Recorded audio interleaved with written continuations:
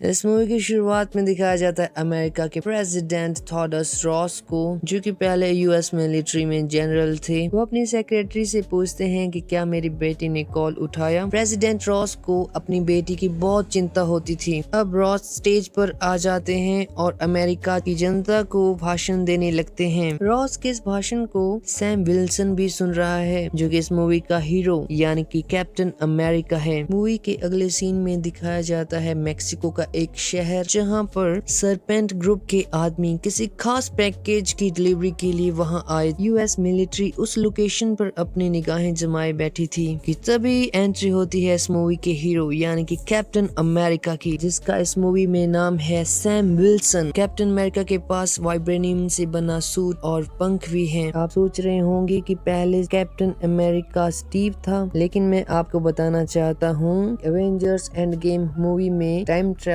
करने के बाद स्टीव बूढ़ा हो गया था, इसलिए सैम विल्सन को उसकी जगह कैप्टन अमेरिका बनाया गया है। सैम अब उन गुंडों की धुलाई करना शुरू कर देता है। सैम अपने पंखों से खुद के लिए एक ऐसी शील्ड बना देता है जिस पर किसी भी गोली का असर नहीं होता है। मैं यहाँ पर आपको यह भी बताना चाहता हूँ कि सैम विल्सन यूएस मिलिट्री के साथ मिलकर काम कर रहा है। कैप्टन अमेरिका के पास एक खास ड्रोन था जिसकी मदद से उसको पता चलता है यहाँ पर सरपेंट ग्रुप के लोगों ने कुछ लोगों को होस्टेजेस बनाया है। उस लोकेशन के पास अमेरिका की आर्मी की गाड़ी थी, जिसमें बैठकर कुछ ऑफिसर सैम से वहाँ की सारी जानकारी ले रहे थे। सैम अब उनको बताता है कि मैं उन हॉस्टेजेस को बचाने के लिए जा रहा हूँ। जिस ग्रुप ने उन लोगों को हॉस्टेजेस बनाया था, उस ग्रुप का लीडर, जिसका नाम साइड वाइंडर है, साइड वाइंडर यहाँ पर उस खास पैकेज को उस खरीदार तक पहुँचाने के लिए आया है, जिसका सभी अभी तक इंतजार कर रहे हैं। साइड वाइंडर अपने आदमियों को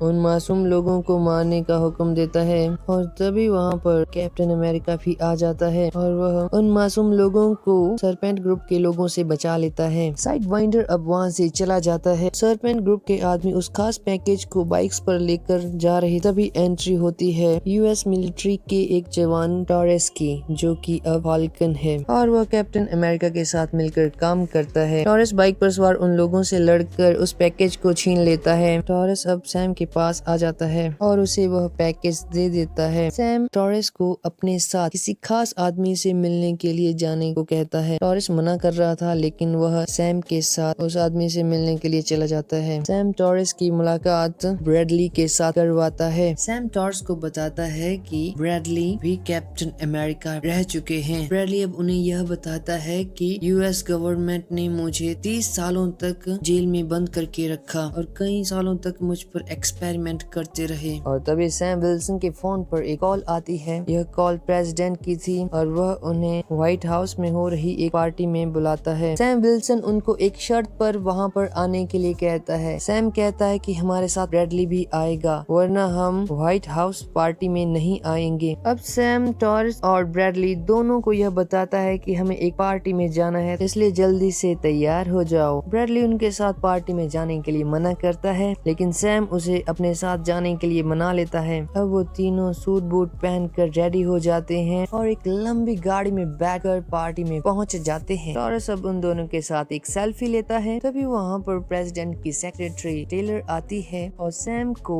प्रेसिडेंट रॉस से मिलने के लिए अपने साथ लेकर चली जाती है। प्रेसिडेंट रॉस सैम को उस खास पैकेज को लाने के लिए उसका धन्यवाद करता है। अब प्रेसिडेंट रॉस सैम को एवेंजर्स को फिर से बनाने के लिए कहता है। सैम प्रेसिडेंट को बताता है कि आपने ही सोकोविया समझौते के तहत एवेंजर्स को अलग किया था। प्रेसिडेंट रॉस अब सैम की मुलाकात जापान के प्राइम मिनिस्टर ओजाकी से करवाता है। टॉरेस सैम से पूछता है कि अंदर प्रेसिडेंट तुमसे क्या बातें कर रहे थे। तभी सैम उसको बताता है रॉस एवेंजर्स को फिर से शुरू करना चाहता है। अब प्रेसिडेंट रॉस एक भाषण देना शुरू करते हैं। उस पार्टी में कई देशों के प्राइम मिनिस्टर और प्रेसिडेंट्स आए थे और इस पार्टी में हमारे देश के प्रधानमंत्री भी आए हुए थे। प्रेसिडेंट रॉस उनको एक प्रेजेंटेशन दिखाते हैं जिसमें कि वह कहते हैं कि जब इंडियन ओशियन में सेलेस्टियल आइसलैंड उभरा था तो उस पर हक जमाने के लिए कई देश उस पर अपना अधिकार जमाने की कोशिश करने लगे और कई देशों ने तो वहाँ पर रिसर्च सेंटर भी खोल दिए थे। और अब प्रेसिडेंट रॉस उन सब के सामने एक नए एलिमेंट जिसका नाम एडमेंटियम है और वह वकांडा के वाइब्रेनियम से भी ज्यादा मजबूत है। प्रेसिडेंट रॉस सबको बताते हैं कि इसका पहला सैंपल जापानियों द्वारा खोजा गया है। पहले तो इस सैंपल को चुरा लिया गया था लेकिन अभी इस सैंपल को ढूंढ लिया गया है और एडमेंटियम को एक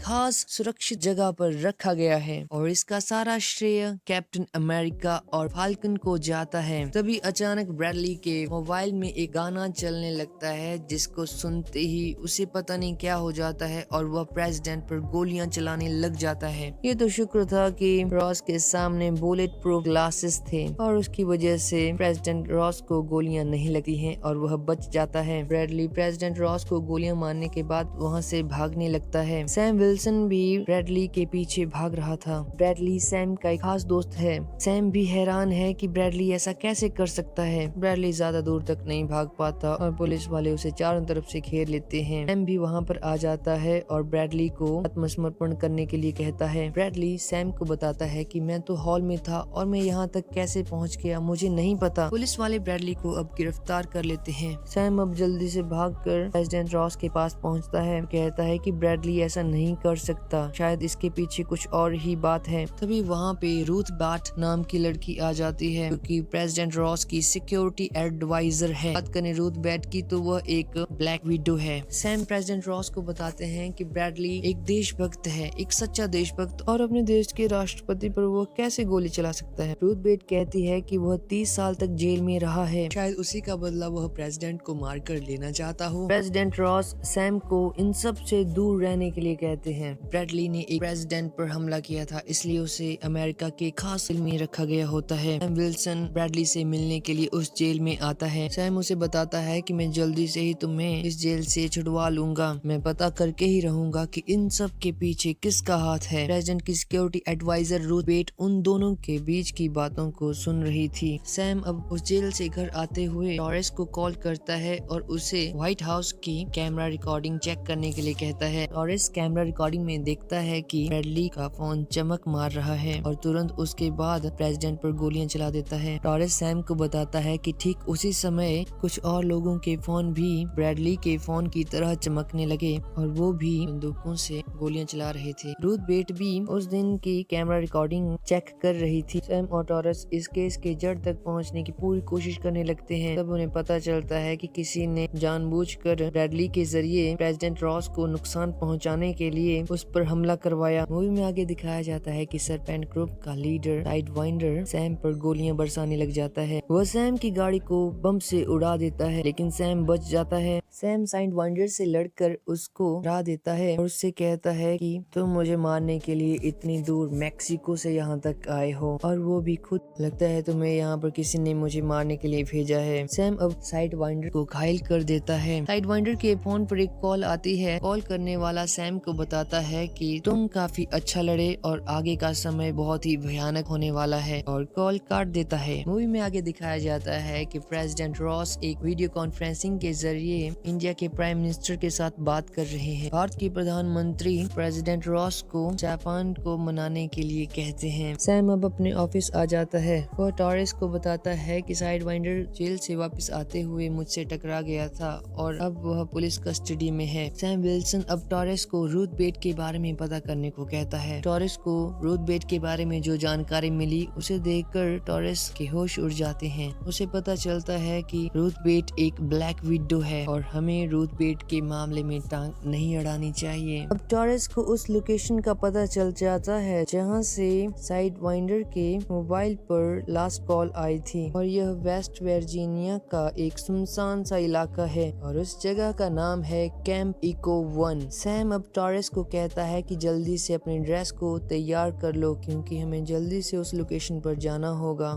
रूथ बेट ब्रैडली से मिलने के लिए जेल में आती है। वह देखती है कि एक पुलिस वाला 2 कैदियों को गोली से मार देता है और फिर खुद को गोली मार देता है। रूथ बेट जैसे ही उस मरे हुए पुलिस वाले के पास जाती है, उसे पुलिस वाले के फोन पर एक गाना चलता हुआ सुनाई देता है। मूवी के अगले सीन में दिखाया जाता है कि प्रेसिडेंट रॉस को वार्डन कूपर की कॉल आती है। दोनों आपस में बात कर ही रहे थे कि वार्डन कूपर को कोई गोली मार देता है। उसे गोली मारने वाला अब प्रेसिडेंट रॉस से बात करने लग जाता है। वह रॉस से ऐसे बात कर रहा था जैसे कि वह रॉस को पहले ही जानता हो, और मूवी में होता भी ऐसे ही है। रॉस उस आदमी को जानता था और उन दोनों के बीच में एक डील हुई थी। उस आदमी को ऐसा लगता है कि प्रेसिडेंट रॉस अपने किए हुए वायदे को पूरा नहीं कर रहे हैं। इसी बात का बदला वह प्रेसिडेंट रॉस से ले रहा है। इधर रूथ बेट ब्रैडली को एक दूसरे हाई सिक्योरिटी वाले सेल में भेज देती है। अब रूथ बेट को प्रेसिडेंट रॉस की कॉल आती है। वह रूथ को कैंप इको 1 लोकेशन में जल्दी जाने को कहता है। सैम और टॉरस दोनों कैंप इको 1 लोकेशन पर पहुंच जाते हैं। वहां पर हाई सिक्योरिटी होती है। हाई सिक्योरिटी से बचते हुए सैम और टॉरस दोनों कैंप इको 1 के अंदर पहुंच जाते हैं। टॉरस जल्दी से वहां के कंप्यूटर्स चेक करने लग जाता है। सैम को वहां पर प्रेसिडेंट रॉस की मेडिकल रिपोर्ट्स मिलती हैं। उसे साथ में वहां पर डिब्बे में कुछ गोलियां भी पड़ी हुई दिखाई देती हैं। मूवी के अगले सीन में दिखाया जाता है प्रेसिडेंट रॉस जापान के प्राइम मिनिस्टर ओजाकी से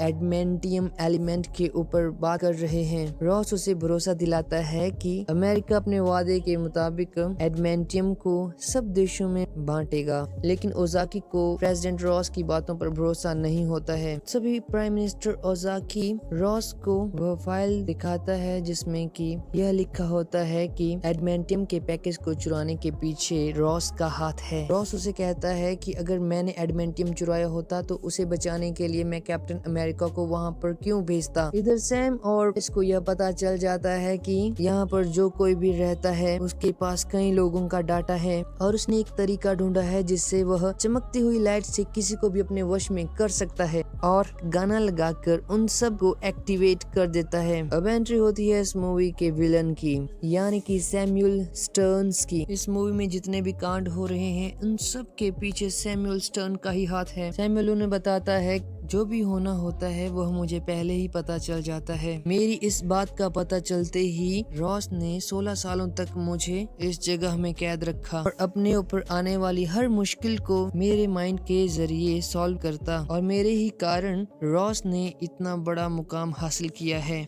सैम अब सैमुअल को कहता है कि तुम जो भी कर रहे हो वो बिल्कुल गलत है। तुम्हारे इस बदले के चक्कर में मेरा दोस्त ब्रैडली भी फंस गया है। सैम अब सैमुअल को जल्दी से अपने गलत कामों को बंद करने के लिए कहता है। कैंप इको 1 में जितने भी पुलिस वाले या आर्मी के जवान वहाँ पर थे वो सब सैमुअल के कंट्रोल में थे। सैमुअल उन दोनों को मारने के लिए वहाँ पर ड्यूटी दे रहे ऑफिसर्स को बुला लेता है, उन्हें एक्टिवेट कर देता है। सैम और टॉरस दोनों उन ऑफिसर से लड़ाई करने लगते हैं, और तभी रूथ बेट भी वहां पर पहुंच जाती है। वह भी सैम और टॉरस का साथ देने लगती है। सैमुअल वहां से भाग जाता है। अब वह तीनों उस कैंप से बाहर आ रहे थे कि तभी FBI वाले उन्हें गिरफ्तार कर लेते हैं। उन तीनों को FBI के लोगों के फोन पर वह गाना चलता हुआ सुनाई देता है जिससे कि सैमुअल लोगों को कंट्रोल करता है। FBI के लोग उन तीनों पर गोलियां बरसाने लग जाते हैं, लेकिन तीनों एक गाड़ी में बैठकर वहां से भाग जाते हैं। प्रेसिडेंट रॉस को उसके एडवाइजर यह बताते हैं कि जापान ने सेलेस्टियल आइलैंड पर अपनी नेवी भेज दी है।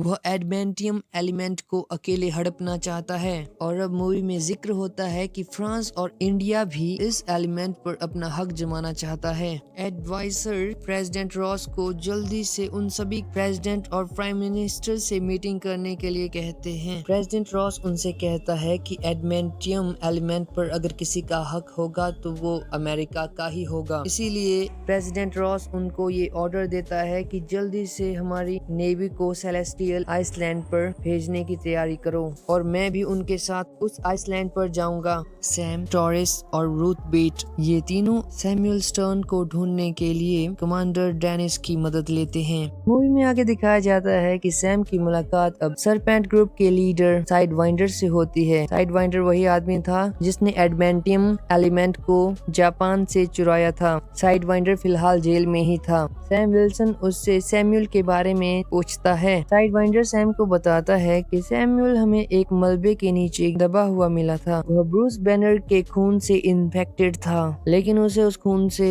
हल्क की तरह पावर तो नहीं मिली, लेकिन उसे मिलता है एक सुपर दिमाग जिसके लिए कुछ भी इम्पॉसिबल नहीं था। प्रेसिडेंट रॉस सैमुअल के दिमाग का इस्तेमाल करके ही आज इस पोस्ट तक पहुंचा है और सैमुअल के सुपर दिमाग से तरक्की पाने के लिए सरकार को टेक्नोलॉजी और नए नए हथियार बनाने के आइडियाज दिया करता था। वह सैम को बताता है कि रॉस ने 16 सालों तक सैमुअल को कैंप इको 1 में रखा। वह एक तरह की जेल ही थी। रॉस ने सैमुअल से यह वायदा किया था कि अगर वह प्रेसिडेंट बन जाता है तो वह उसे आजाद कर देगा। कमांडर डेनिस अब सैम को बताता है कि प्रेसिडेंट रॉस व्हाइट हाउस में नहीं है। वो अभी अभी नेवी के जहाज में बैठकर इंडियन ओशियंस में पहुंचे हैं। जापान की वॉरशिप भी उनके नजदीक ही है। सैम विल्सन जल्दी से टॉरिस को सूट पहनने के लिए कहता है क्योंकि हमें जल्दी से प्रेसिडेंट रॉस के पास जाना होगा। सैम विल्सन, टॉरिस और रूथ बेट ये तीनों अब नेवी के उस जहाज पर आ जाते हैं जहां पर रॉस होता है। सैम को जहाज में देखकर प्रेसिडेंट रॉस को गुस्सा आ जाता है, लेकिन रूथ बेट उनके गुस्से को कम कर देती है। सैम रॉस को बताता है कि हमें कैंप इको 1 से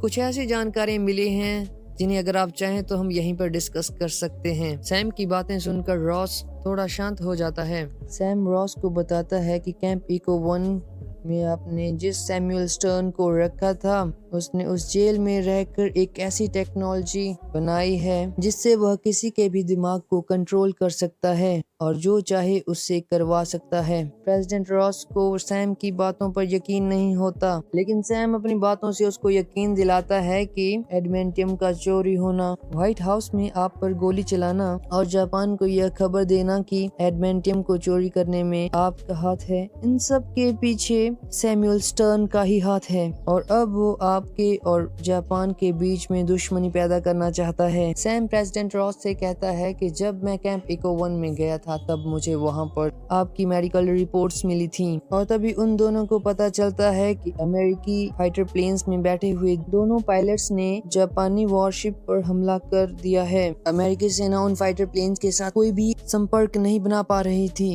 अब उन दोनों पायलट्स को रोकने की जिम्मेदारी कैप्टन अमेरिका और फॉल्कन को दे दी जाती है और अब वह दोनों उड़कर पायलट्स के पास पहुंच जाते हैं और उन्हें जापानी वॉरशिप पर हमला नहीं करने के लिए कहते हैं। मैं आपको यहाँ पर यह बताना चाहता हूँ कि इन दोनों पायलट्स के माइंड्स को सैमुअल स्टर्न ने अपने कंट्रोल में कर लिया है और वही इनसे जापानी वॉरशिप पर हमला करवा रहा है। जापान भी अब अपने फाइटर प्लेन्स को अमेरिकी जहाजों के पीछे लगा देते हैं। कैप्टन अमेरिका और फाल्कन दोनों अमेरिकी एयर फाइटर से छोड़ी हुई मिसाइलों को जापानी वॉरशिप से दूर ले जाते हैं। वह जापान को यह दिखाना चाहते थे कि हम युद्ध नहीं करना चाहते, लेकिन जापान भी अपनी वॉरशिप से अमेरिकी वॉरशिप पर 5 मिसाइलें छोड़ देता है। रॉस भी अब उन 5 मिसाइलों को रोकने के लिए अपनी वॉरशिप से भी मिसाइलें छोड़ता है। कैप्टन अमेरिका प्रेसिडेंट रॉस को जापान को अपने पायलट्स रोकने के लिए कहता है। प्रेसिडेंट रॉस जल्दी से प्राइम मिनिस्टर ओजाकी को कॉल करते हैं और बताते हैं कि हमारे 2 एयर फाइटर प्लेन्स बागी हो गए हैं और आपकी वॉरशिप पर हमला कर रहे हैं। प्राइम मिनिस्टर ओजाकी प्रेसिडेंट रॉस को कहते हैं कि तुम्हारे ऑर्डर्स नहीं मान रहे हैं तो फिर उन्हें कौन कमांड दे रहा है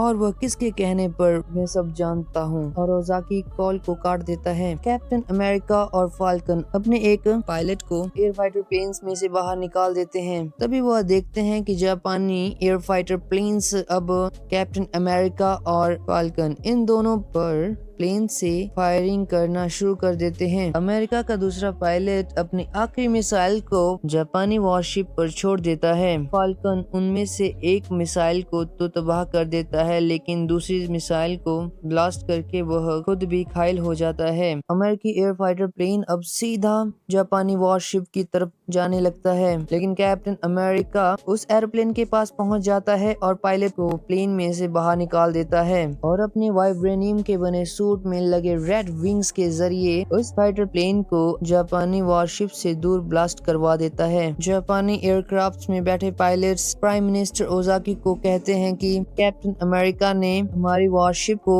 एरोप्लेन से क्रैश होने से बचा लिया है। प्राइम मिनिस्टर ओजाकी अपने फाइटर प्लेन्स को वापस बेस पर बुला लेता है। जापान और यूएस मिलिट्री इन दोनों में जंग छेड़ने ही वाली थी, लेकिन कैप्टन अमेरिका के होते हुए ऐसा कुछ भी नहीं हो सकता। मूवी में दिखाया जाता है कि टॉरस को हेलीकॉप्टर के जरिए रेस्क्यू कर लिया जाता है और अब हॉस्पिटल में उसका इलाज चल रहा है। मूवी में आगे दिखाया जाता है कि सैम को यह पता चलता है कि प्रेसिडेंट रॉस को गोली मारने के मामले में कल कोर्ट में उसकी आखिरी सुनवाई है। मूवी में आगे दिखाया जाता है कि सैमुअल स्टर्न ने कैप्टन अमेरिका के दोस्त कमांडर डेनिस को भी अपने कंट्रोल में कर लिया है और इसके बाद सैम विल्सन के पास जाता है और कहता है कि इंडियन ओशन में तुम्हारी वजह से मेरी जीती हुई बाजी हार गई, और अब वह सैम को अपने साथ मिलाने की कोशिश करने लगता है, लेकिन सैम उसकी बातों में नहीं आता। सैम उसे कहता है कि मुझे पता है तुम्हारा मेन मकसद रॉस की छवि को खराब करना है। यूएस नेवी के जवान वहां पर आ जाते हैं और सैमुअल को गिरफ्तार कर लेते हैं। प्रेसिडेंट रॉस एक प्रेस कॉन्फ्रेंस में भाषण दे रहे थे कि तभी उन्हें गुस्सा आ जाता है और वह